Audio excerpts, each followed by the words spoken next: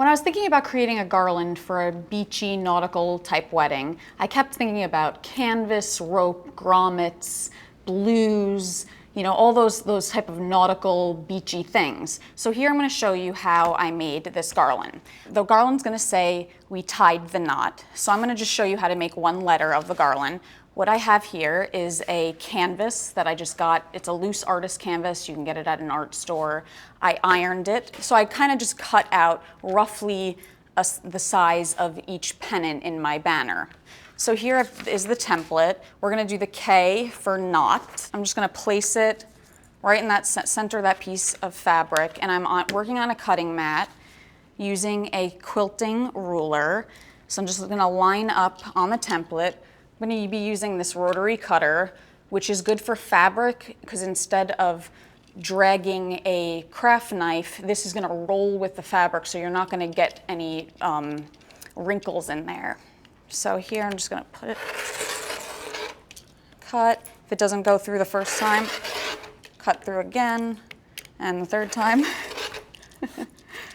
It's better to be standing up so that you get a good grip on this, but I'm just going to slightly rotate this and do this other side. I don't even mind if it's not perfect because it's a nautical kind of beachy thing. It's okay if it has a little bit of wear because when things are by the ocean, the salt really wears everything out, so it'll look natural. So now just to cut that, the little points, the little tail on my pennant here, I'm just going to line that up. Not overlap at the point, just go a little bit in, cut, and then do the same thing here. I always like to just rotate it, line it up on the other side, stop before I get to that intersection. So once you've gotten that cut out, I'm just going to remove that template for a second, and then with fabric scissors, just finish that off so that I didn't want to overlap it and cut into the pennant. So you can just snip that, just like that. So you really don't need to worry about the edges fraying because we are going to use a paint to make a border around each pennant. So I'm just going to move my cutting mat aside here. Clean up my area a little bit. Hold on to my template so that I can do the letter in my next step. And here I've mixed a regular acrylic paint with a gloss medium to to water it down and extend the paint. So my bottle will go further. And I put it in this little squirt bottle that has a sponge top, which is really convenient and makes it really easy to just keep going when you're working. So you have to just kind of shake it up a little bit. And for this, you can see that my ruler is pretty dirty. I always have a kind of crafty ruler that I use for more messy projects, and then I keep a really clean one for those sewing fabric projects. So here I'm just lining up my ruler so that there's about a 1/2 inch on one side. I'm just going to hold it down and paint here. And what the paint's going to do is it's going to stiffen that fabric a little bit and secure down all those fraying edges.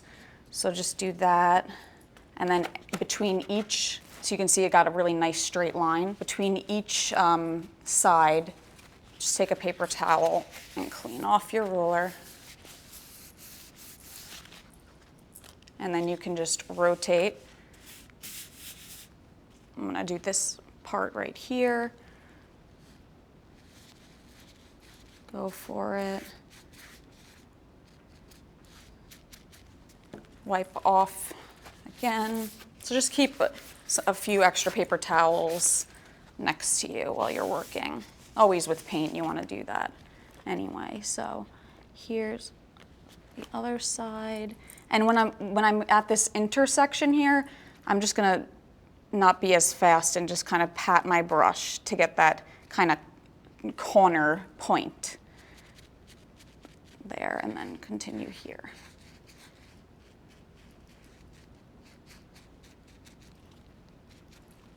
Lift up, clean off.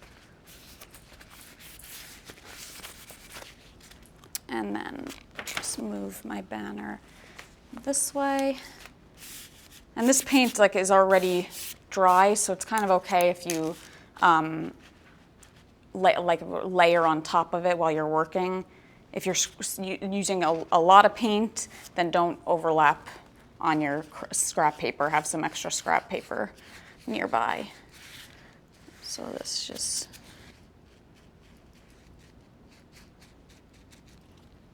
paint here. So I'm done with that.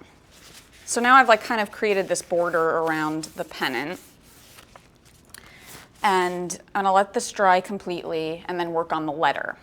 So I gathered my supplies for making my letters. And what I'm gonna do is I printed out the templates. I saved this one from when I cut out my pennant. I'm using a 3/8 of an inch nylon polyester rope. It's actually used for fishing. But what's happening is it's coming apart here. So I don't want that to happen because I want to turn this rope into letters. So the first thing I'm going to do is take this kind of stenciling painter's tape and tape off where it started to come apart right above where the rope was intact there. Just get a little piece like that. And then I'm going to cut it just right in the middle. Trimming it so that I'm trimming off those fraying edges, but also I'm going to use a clear little rubber band you can get at the pharmacy for, I think they're for little braids in your hair. They also work great for craft projects. And all I'm going to do is right above where the tape is here, so I'm not overlapping on the tape, I'm just going to take the rubber band and wrap it around till it's tight.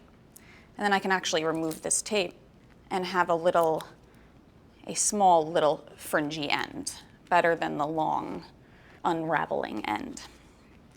So to make the letter, what you're gonna do is you start off doing that to your end of your rope, and you're gonna do that every time you cut your rope. So following the template, I'm just gonna place it on the guides from my length of rope, just trace over that. And you can create any text you want. You can say any message you want. we tied the knot. So here you can see I'm ending right here.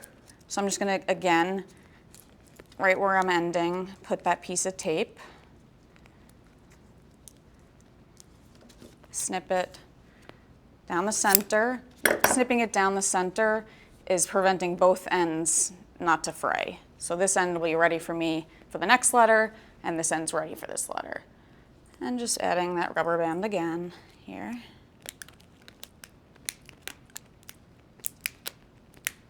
Around a bunch of times. And I like the clear rubber bands because you can't see them. So then just remove that tape. And I have my other little fringy edge. And if it's not, when you cut and it's not like perfectly straight, you can just always do this too. Trim it up. So that's one part of my K here.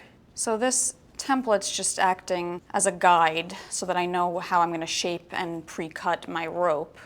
And I'm going to transfer this onto my pennant. So you can see kind of I'm getting that shape down. So now I'm ready to move on to my pennant so I can glue the letter down. And here my paint is dry. If you have any little fraying edges, you can snip them off, but it actually looks pretty good. The paint really does help keep those edges together. What I'm gonna do is transfer my K onto this. First step is repositioning it on here. So you can just kind of lift it up. And I'm actually gonna run my stem through that loop. So just position your letter on there. Okay, I think it looks ready to glue. Here I'm using a Fabri-Tac glue. This glue works great on fabrics. It's for fabric.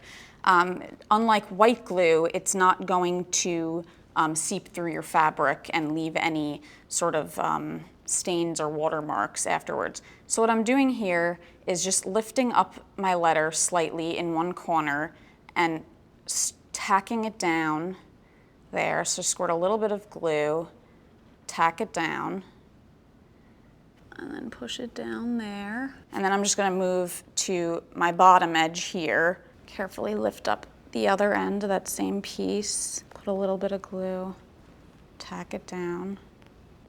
Basically, you want to tack down all of your edges. So I'll do a little bit more here, tack it down, and here. Tack that end. So that's just keeping my letter in place. So after those are tacked down, you can then go in and tack the rest of it. And just try to get as much as you can so that the letter is adhered. This glue dries pretty quickly, which is really helpful for this. So it looks like it's pretty tacked down. And then we're just gonna go to the next step, how to hang it, and I'm gonna show you how to do that. To hang the garland, we are gonna set grommets. So for setting, just like to kind of position them about an inch in from the side, maybe like a ½ inch down, kind of centered on that corner there. And then I just had a Sharpie nearby. I'm just gonna mark them so that I know where they are. And just with a little pair of scissors, roughly just trim out that inside circle. And it doesn't matter how neat it is because the grommet will wind up covering most of that. Just don't make it too big and go outside your line. Like that. Now for setting, you start with your male piece, insert it into the hole you created. We're gonna flip it over like this. Take our grommet setter base, and I'm working on a piece of wood just so that I'm not hammering on my table in case I miss the grommet or something and I hammer. I don't want a big dent in my table. And here's a female piece that I'm just gonna put over like that, and then take the top part of the grommet setter, hold it right over there, centered. I have a big, nice, heavy hammer, and I'm just gonna hit it. You can hit it more than once, so.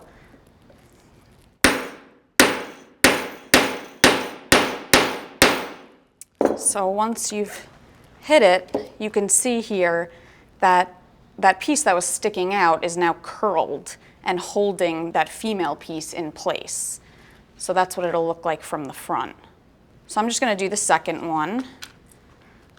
Again, stick that male piece in there, take a female piece, go on top of that, position it onto the base, take my tool here, hold it securely over, and hammer. So you can see, all right, this is a good example. So right now, it didn't curl enough because that female piece is moving around. So I'm just gonna do it once more. All right, now I think it's pretty secure, and we're gonna hang it now. So for hanging, I have another length of rope here, and what I'm gonna do is thread from the front, pull the rope through, and I left a piece of tape on the tip just so it's easy to get through the grommet. I can remove that afterwards. Go through the other side. I'm gonna move it down. I like to give a little bit of length of rope in the back of each pennant so that when it's hanging, it's not pulled really tight and looking like that. So pull a little bit out, and then when you hang it, and I add it to my other words, it'll look something like this. It looks cute, right?